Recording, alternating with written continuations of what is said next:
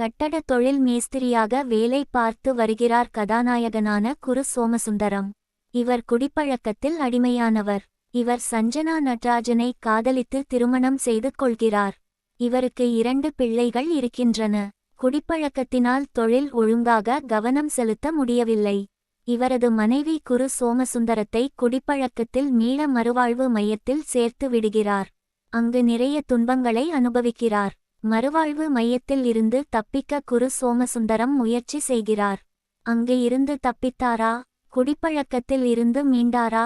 இவரது குடிப்பழக்கத்தினால் குடும்பம் எவ்வளவு அவதியை சந்திக்கிறது என்பதே படத்தின் மீதிக்கதை. நடிகர்கள் நாயகனான குரு சோமசுந்தரம் குடிப்பழக்கத்தில் அடிமையான கதாபாத்திரத்தில் வாழ்ந்து இருக்கிறார் என்றுதான் சொல்ல வேண்டும். குடித்துவிட்டு நடிக்கும் காட்சியாக இருக்கட்டும், அதில் இருந்து மீள முயற்சிக்கும் காட்சியாக இருக்கட்டும், பார்வையாளர்களை அவரது நடிப்பால் கட்டி போடுகிறார். குரு சோமசுந்தரத்தின் மனைவியாக நடித்திருக்கும் சஞ்சனா நடராஜன் குடியால் பாதிக்கப்படும் குடும்பத் தலைவிகளை பிரதிபலிக்கும் கதாபாத்திரத்தில் நேர்த்தியாக நடித்திருக்கிறார். குறிப்பாக கிளைமாக்ஸ் காட்சியில் பேசும் வசனங்களில் ஸ்கோர் செய்துள்ளார். ஜான் விஜய் அவரது வழக்கமான பாணியில் வில்லத்தனம் கலந்த நல்லவனாக நடித்துள்ளார். மறுவாழ்வு மையத்தில் இருக்கும் கதாபாத்திரங்களாக Maran, Pari Ilavazhagan, Antony, Arumugavel, Abhi Ramaiah, J. P. Kumar, K. S. Karuna Prasad, Suhasini, Sanjeev, ஓவியர் சோப், செந்தில், நவீன், ஜார்ஜ் தாமஸ், காலா குமார், அன்பரசி என அனைவரும் அவர்களது கதாபாத்திரத்தை உணர்ந்து நடித்துள்ளனர். லொள்ளு சபாமாறனின் டைமிங் கவுண்டர்கள் திரையரங்களை சிரிப்பால் அதிரவைத்துள்ளது.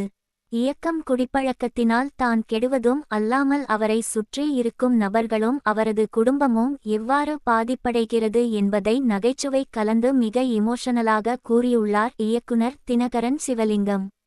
மறுவாழ்வு மையங்கள் செயல்படும் விதம், அதன் மூலம் மதுப்பழக்கத்தில் இருந்து மீண்டவர்களின் அடுத்த நிலை என இதுவரை திரையில் பார்த்திராத பல விஷயங்களை எந்தவித நெருடல் இல்லாமல் காட்சிப்படுத்தியிருக்கும் இயக்குனர் தினகரன் சிவலிங்கம் திரைக்கதையை தொய்வில்லாமல் நகர்த்தி பொழுதுபோக்கு படமாகவும் ரசிக்க வைக்கிறார். 2ஆம் பாதியில் மறுவாழ்வு மையத்தில் இருந்து வெளிவந்த குரு சோமசுந்தரத்தில் காட்சிகளில் கூடுதல் கவனம் செலுத்திருந்தால் திரைப்படம் இன்னும் கூடுதலாக ரசிக்கப்பட்டிருக்கும்.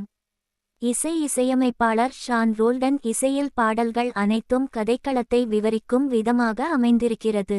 பின்னணி இசை காட்சிகளுக்கு ஏற்ப பயணித்திருக்கிறது.